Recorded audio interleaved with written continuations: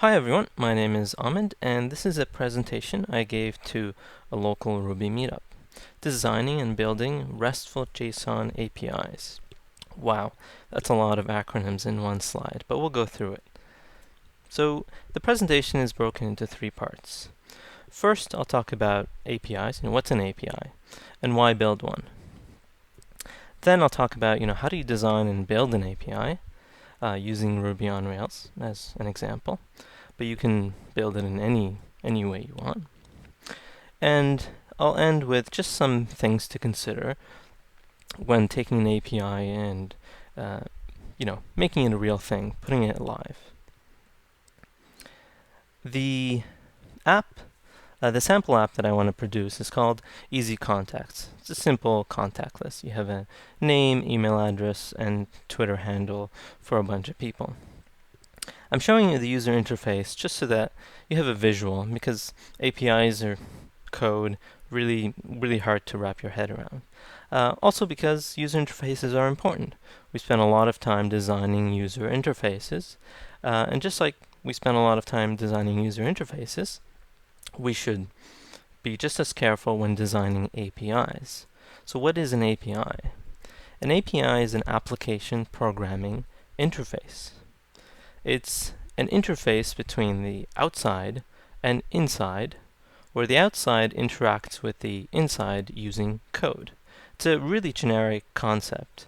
So the inside could be, let's say, a server, or it could be a device. Your iPhone has an API so that people can interact with the camera on it. Software libraries, jQuery, Ruby on Rails, they have APIs so you can interact with different parts of them. But this talk is really about web APIs. You've got clients on the outside interacting with the server on the inside, and they're interacting over HTTP, so the web. So why build an API? To me, the advantage of building an API is that you can have multiple clients. You can have, for example, a third-party app, something that runs on a different server that interacts with your API. The advantage here is that someone can build a feature on top of your API, on top of your app, without you, needing to do that yourself. You can separate out your front end into an app by itself, like AngularJS, Ember. They're popular front-end frameworks for building UIs. You can build a native mobile app if that native experience matters to your app. You can build desktop apps. If it makes sense, you can even build a Chrome extension for your app. So hopefully it's clear that building an API gives you a lot of flexibility. So when designing an API, we need to understand, well, who's the customer? Who are we designing for? The person we're designing for is the programmer, the person who's going to write code to interact with our app. The goal is to have a happy and productive programmer. Because this programmer could be you if you're building a front-end UI for your app. It could be a teammate, or it could be someone who's building on top of your platform. You want the experience to be good. You want the people to be happy and productive. So how do we get API happiness? To begin with, I want to talk about REST. So we need a shared solution. We need something that's not new, that's something that other people have used. We don't want to create our own interface that people would have to learn. We need something that's uniform, something that's consistent, something that's predictable. REST it's a convention. It's called representational state transfer. It's a convention for how to really build on the web. Basically what it is you've got your client-server architecture. This is the basis of the web. And REST puts some constraints on top of that. So what it says is that the server should be, a bunch of resources. Resources could be anything, data. They could be servers that you're interacting with. The resources could be files, photos, images, movies, etc. And what the client does is it asks for a resource and gets representation of that resource. So to give you an example, for our Easy Contacts app, the resource is really contact data, and it's in a database. When a client interacts with their API, what it gets in return is a representation of that data in JSON format. We'll talk about JSON later, but just note that you have resources on the server, the client asks for a resource, and you get a representation of that resource. So how does the client find the resource? How does the client make that request? To do that, the client just needs a URL, we're all familiar with that, a uniform resource locator. It consists of three things: HTTP, so that's the protocol, a host name, which means the server where this resource is, and a URI, which is a unique resource identifier, uniform resource identifier. And basically, the uniform resource identifier is a noun that represents the resource. We use nouns, and that's just the convention. For each resource, you have two URIs. One represents the collection, so the list, in this case, of contacts. One represents an item, so contact / and then an ID, 2, 3, 4, whatever, represents a single item in that collection. So let's build our API. We're going to use the gem called Rails API. It's just Rails, except there's a few things taken out because you don't need them if all you need is an API. So our API needs to respond to the URI, Uniform Resource Identifier, and it needs to respond to HTTP verbs. And the HTTP verbs tell us, what the client wants to do with that resource. In our routes, what we would do is we would combine an HTTP verb with a URI. So for get means read. The first line means I want to read the collection of contacts. The second line is saying I want to read a single item of the collection, and it's the item with ID something, 25, 26, whatever. So the client wants to just get a representation of that resource. Post means I want to create an item and add it to the collection. Put means I want to update. I want to update a certain item in the collection. Delete, same as update, except I want to delete a specific item in the collection. So as simple as that, with just a few lines of code, we have a router. We have something that will respond to these RESTful requests. Now, what the server needs to do is respond with a status code and a data format. The popular data format is JSON. It looks like this, and it stands for JavaScript Object Notation. It looks a lot like JavaScript objects. It's just a data format. It's become the predominant and popular format, so I recommend using it. All we need to do is add one line, and now our API automatically responds with JSON. That namespace API thing there, it just adds the word API in front of the unique resource identifier. So our API is going to be accessed at /API/ say contacts. So we go from routes to a controller so that we can respond differently to each request. So the first request that comes in, get contact, will be handled by a controller called contacts and the action called index, and the same thing for the rest. So in our controller, what we need to do is respond with JSON data. The way we format that data matters. There's a standard out there for how to format JSON APIs. You can see it at json-api.org. And there's a gem that you can use that will automatically implement this for you.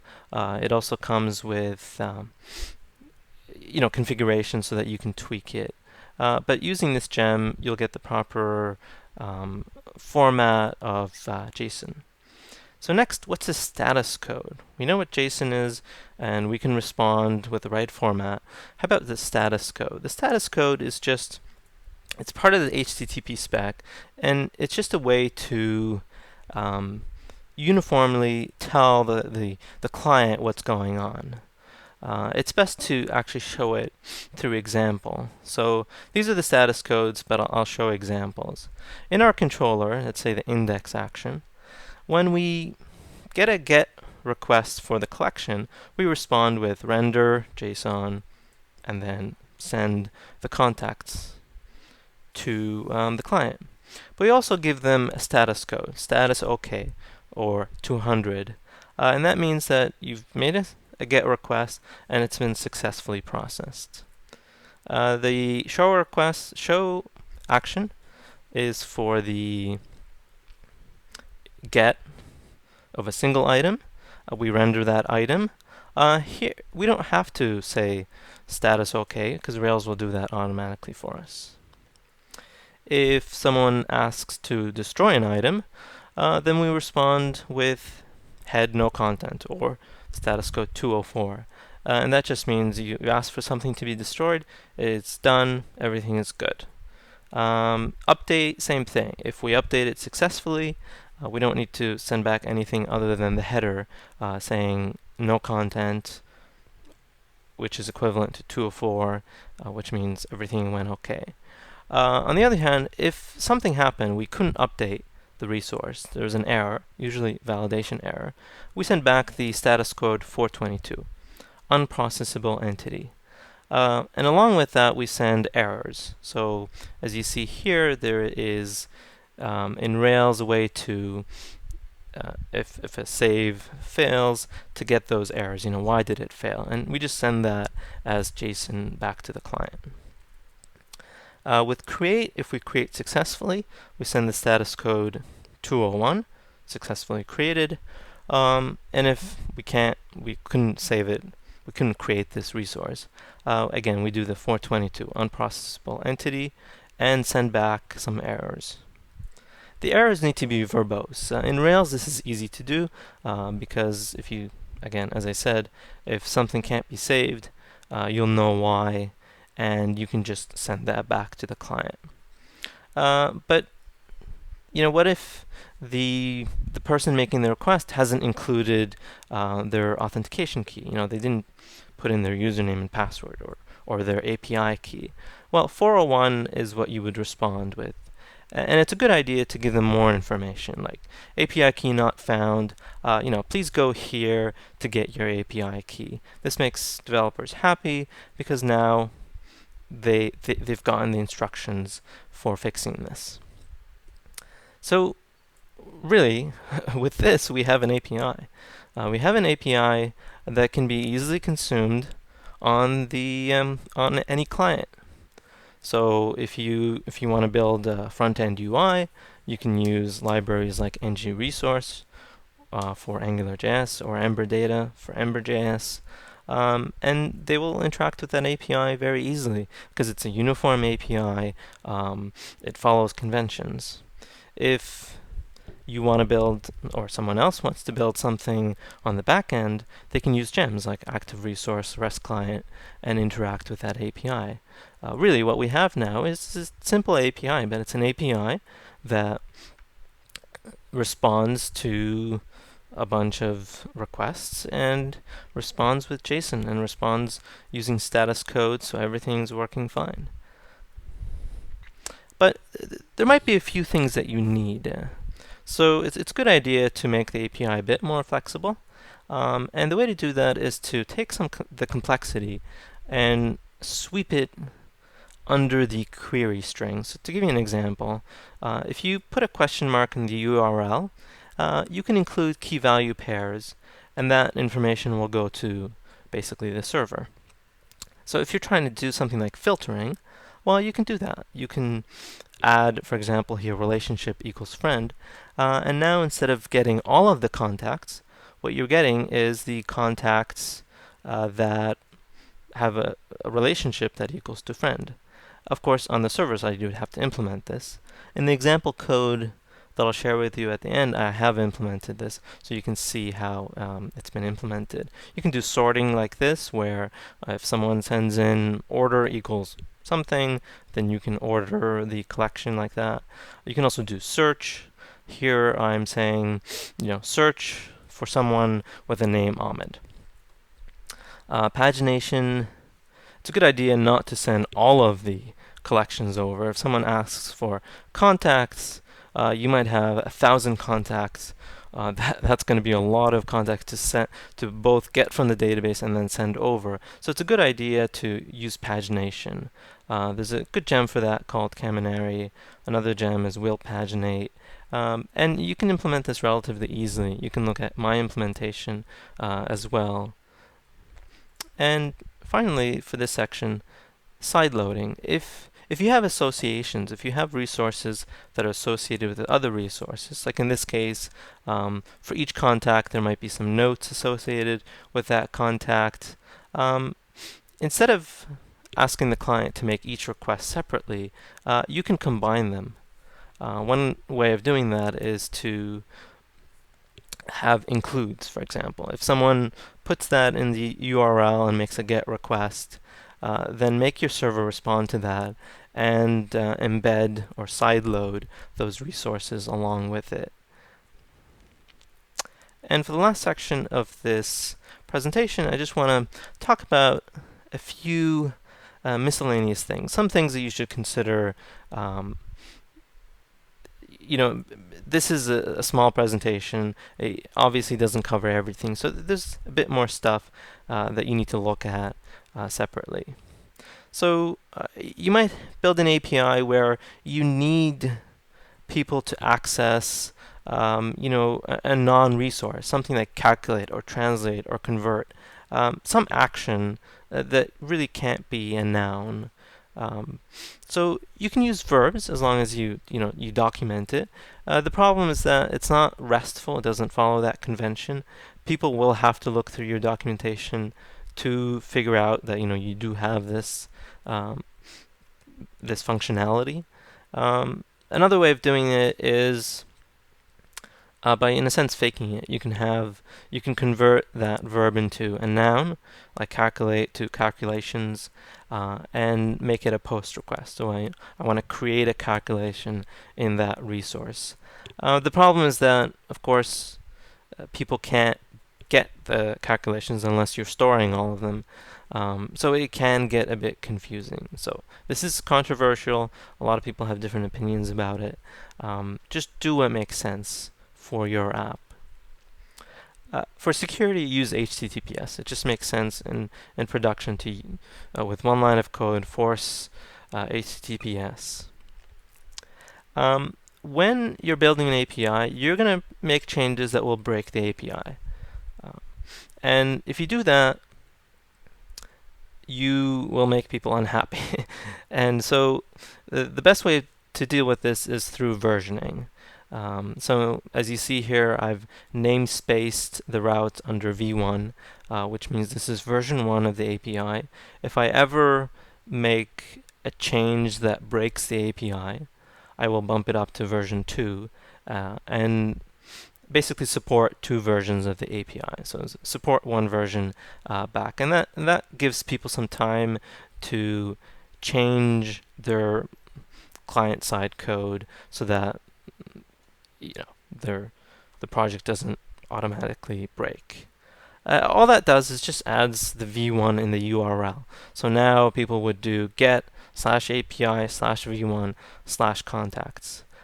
And if they want to access the version 2 of the API, they would do get/API/version2/contacts. And this makes everyone happy. In HTTP, there's a thing called conditional get, which means, let's say a client makes a request for a list of contacts, gets that list. Well, the next time they do it, if that list of contacts hasn't changed, they shouldn't, they shouldn't need to get a list again. They should just go back to the browser cache or whatever caching mechanism and just get it from there. So one way of doing that is to set some headers, set the last modified, when was this resource last modified, and set something called an e tag, which is just a string that identifies this version of a resource. Rails will, if you use a helper, will automatically do that for you. And what will happen is when the first GET request is made, these headers are set, and then the next time the same GET request is made, the e tag and last modified will be checked against the current, last modified and e tag. If nothing has changed, that means we have no new information for you. Just send back the status code 304 not modified. So in the controller, all you have to do is add this if stale blah blah blah. It's just a helper that does this properly. So this is a good reason to use Rails. gzip compression, it's just a way to reduce bandwidth, and it's relatively easy to implement. Browsers have this problem called the same origin policy problem, which means that if someone is trying to make an AJAX request or a JavaScript request from a browser to your server, the two need to be under the same domain name. And that can be a problem if, let's say, your front-end app is on a different domain name, or you want someone else to build a browser-based app on top of your platform. So there's a gem that will fix this, and it's relatively easy to implement. Again, this is a huge topic, so if you want to know more about it, you should research it. Authentication, obviously. People, it might not make sense for everyone to just access your the data. So you can use basic authentication. There's a lot of APIs that do that. All people need to do is send over their username and password, just like they would log in on a normal app. But they would have to do it on each request. That can be a bit problematic because now you've got usernames and password in code. So API keys or token-based authentication is another good way of doing it. And that way you can just reset the key. If something bad happens, you lose the API key. If someone gets access to it, you can just reset it instead of having to change your username and password. So token-based authentication is sort of a nice middle ground. The more complicated, more robust solution is something called OAuth. It's a huge topic, but the way it's explained, it's like a valet key. You give access to your data using a key. So a user could give access to multiple clients, can give different permissions to each client, and can revoke those permissions whenever they want.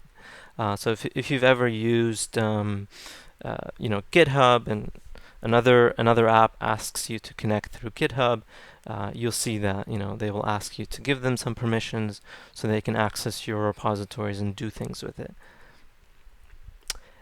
Documentation, it's important. I really like this service called Apiary. They've open sourced this tool called API Blueprint.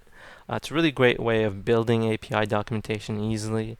You can also use a gem called RSpec API documentation. What that will do is it will take your RSpec tests and turn them into documentation. Either way, however you go, documentation is key. And if you use Apiary, highly recommend it. The documentation is just beautiful. There's example code. You can make requests through the documentation, and it's a great service. Finally, testing your APIs. When you're playing around with it and testing it, you can do it through the command line through a tool called curl. If you're trying to test it through the browser, there's a nice Chrome extension called Postman, which helps you make get, post, delete requests, etc. JSON Formatter is a great plugin or Chrome extension, and basically whenever you get a JSON response in Chrome, it will format it nicely, and it just looks beautiful. If you're not if, you should test your API. You can either use RSpec, there's a request spec specifically for that, or you can use the mini test that comes with Rails, those integration tests. Those are really helpful. So thank you. My name's Ahmed. Yeah, you can reach me on Twitter if you have questions anytime. This is the link to the code. I have a simple API built, the Easy Contacts. Hope you like it. If you have any questions, please just reach out and I would love to help you. Thank you.